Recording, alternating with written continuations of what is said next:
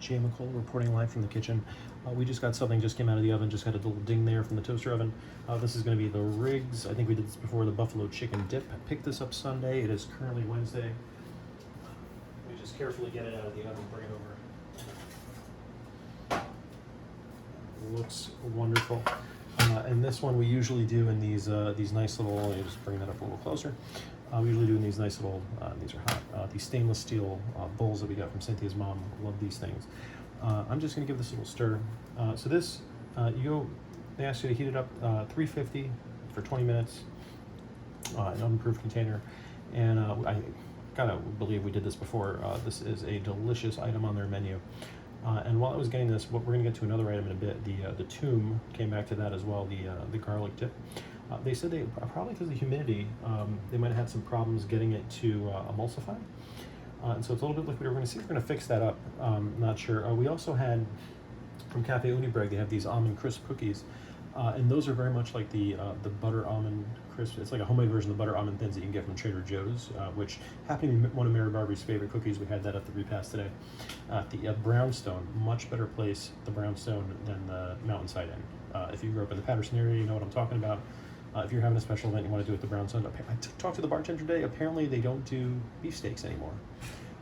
So I think it was yesterday I was talking about beefsteaks on a separate episode, and we're going to have to find some place where we can do these. But anyway, so we got this. This right here is delicious. And the tomb, they said they couldn't get it to emulsify, but I just do want to bite into this since it just came out. And something I always learned from my mom. Thank you. If you're using a little toaster oven, and it says 350, just subtract by 25 degrees. That's to account because you're in a more small enclosed place. So I actually did 325 on this for about 20 minutes. And let's see, it's definitely adequately heated up. The bowl is warm. I would have loved to do tortilla chips for this, but I didn't want to crack the bag open and risk them getting stale again with the humidity. And that's the shower kicking in there. Excellent, perfectly heated. It was a little bubbly. There's actually a little bit of a delay getting over here, so it was sitting in the oven for about 3 or 4 minutes. I'm sure if I had rushed over here right when I heard the ding, it would be just a little festive, bubbling little bowl here. But that is delicious. And before I pull out the tomb, just hats off to Rubbermaid. So this is what we keep let's keep one of these on the counter. We had a double-decker bar from Vancouver in there, some onion dip. This is like our junk drawer of the kitchen right now. And I had this Rubbermaid piece my mom got me a set when I went to college, and it was blue lids. Let me actually show you. I got it down here. So I've had this for about 20 years. This was like a buy it for life item. Like I got so much use out of this. You put soup in it. It was great. But unfortunately, it started breaking. And I've only done this a few times in my life. I did it with a Microsoft mouse in high school. I think where I contacted Microsoft, I said the mouse died, and they just sent me a new one, and I've been using that ever since for another 20 years. And so this item, I reached out to them just on their website, and they happened to get back to me. And it wasn't clear to me that they were actually going to send me a new one. I just really wanted to buy a lid or something, and you go on Etsy and you can find some old ones, but it's a 20-year-old plastics, right? So they just don't make this anymore. And so they just sent me a new one, and I've been using that. I still don't want to throw this out. Like I really would like to save this for something. It's still usable. I just don't have an airtight seal, so I can't bring myself to throw this out. And it is nostalgic, so maybe I'll try and find some way to fix that. But so we got the tomb here. This is the Lebanese garlic spread. If you were talking to my other episode, we had I'm forgetting his name, Saint Charbel, maybe the hermit of Lebanon. He was at the Melkite Church today. That we were the Saint Anne Melkite Church in Woodland Park. So he was Lebanese. This is Lebanese. Is that a coincidence? Probably. So you can see it's definitely. I did have this a little bit earlier in the week. It's tasty, but it's not the right consistency. So what I'm going to do, and bear with me here, if Cynthia catches me, I'm in trouble here. But we're just going to try and see if we can emulsify this. This has been in the fridge for a while, so I don't know. Maybe it's. I've made mayonnaise a few times in my life, and like homemade mayonnaise is great, and but it's not something I do often, and it probably isn't difficult. Like you could probably just do it, but I guess you really need to be intentional about making mayonnaise. So we've been making these. You saw the tomatoes here, just these lovely, $3.99 a pound. The same thing you'd pay for Acme, but this is just a lovely heirloom. $3.99. Sorry, Acme's going to charge you $3.99 for a crap tomato. So if you go to one of the Hoboken farmers markets, tomatoes when the vendors, when you know that they're actually coming from their local farm and not some kind of like food terminal place. Those just tomatoes are fantastic. So you got to find out what's like.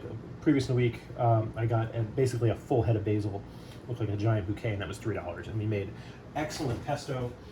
Where is this pesto? It's hiding out somewhere in the kitchen, somewhere in the back of the fridge. Let me just show you this stuff. This was good. We'll get to the toom in a moment. I know that I'm not trying to screw the toom here, but this is still cool. But we made it down. This goes great with some Argentine wild-caught shrimp. That's usually on sale at Acme, so we usually get, ends up being about $10 a pound. I hope it's sustainable, but I mean, somebody's going to burst my bubble on that, and I probably shouldn't be eating it anyway. So when I usually make mayo, we do have a whisk, and this is another item I've had since I went to college. I got to feel like my mother got me this, or maybe it was Aunt Michelle. She's got me a lot of good kitchen utensils. She's got an amazing kitchen, if you've ever been in it. Now, I think I would love Aunt Michelle's kitchen if I knew where everything was, but I just don't. But she's got so much stuff in there. It is really it is my ideal kitchen, Aunt Michelle's kitchen. So highly recommended. We're going to plug this in here, just move this off to the side. It's good to see all the family around the table today, especially Uncle Mike. Great to see Uncle Mike back around the table, just having some jokes there. And then I got to say, I think it was cousin George Oliver with the joke when he found out Cynthia was I think I introduced him Cynthia as my wife, and then he asked me again, are you married? But he said there were 3 rings, and it was the engagement ring, the wedding ring, and suffering, and that was like an old a little knee slapper, kind of like 1960s kind of slapstick humor there. I don't know if it would fly today, but you know, yeah, worth a chuckle. So hats off again to the Brownstone. They sent us home with takeout containers and everything, so really not wasting stuff. Great staff there as well. All right, so we're just gonna try to emulsify this without waking up Emma, I might add. We don't want to wake up Emma. Try and do this right there. Okay, just did a little bit. And if there was any effect here, we're gonna see it, but I'm not sure. No, it looks just as soupy, if not worse. Okay, so I think I just screwed it up here. So that's the toom, ladies and gentlemen. Don't get this in the summer. Presumably, I think like it's been great when I had this in the winter, but it's a little wet. Maybe this is better now for like a shawarma sauce. Well,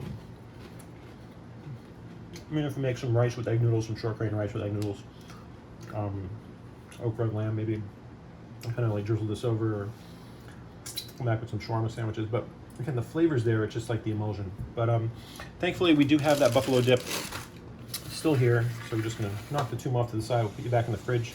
Try and hit the reset button. Probably come back to you. I can't bear myself to throw you out, but I'll find something to do with you, Mr. Toom. And this cracker is just giving up here. This is saltine. This is, oh, is that a piece of chicken? I don't even know. Bell & Evans chicken, I hear it's good. Maybe someone will change my mind there, but usually there's an air-packed chicken we're making broth. Let's get a couple of those. A little of the chicken bone goes a long way there. Also, if you ever get to Costco rotisserie chicken, just got that, Irina. I hope you're making stock with it. And well, it just gets right up in there in the teeth. Okay, so we're gonna put the toom away, come back to another day. I'm gonna sit down on the couch with Cynthia, enjoy some evening programming, get through the rest of this buffalo chicken wrap. Buffalo chicken dip. And that's that. Thanks again for Riggs for providing all the food today. That's not to say that I'm not getting sponsored here. I actually did buy this with my own money. Not taking any payouts here at Jmikola Reporting Live. We're reviewing something, we paid for it. Except those donuts at Alessio's with Nick. The owner actually just brought those out. Look at he's a crazy guy. We didn't ask for those.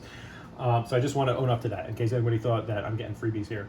But anyway, that being said, have a great night. It was nice to cool down a little bit. But see you next time. Bye-bye.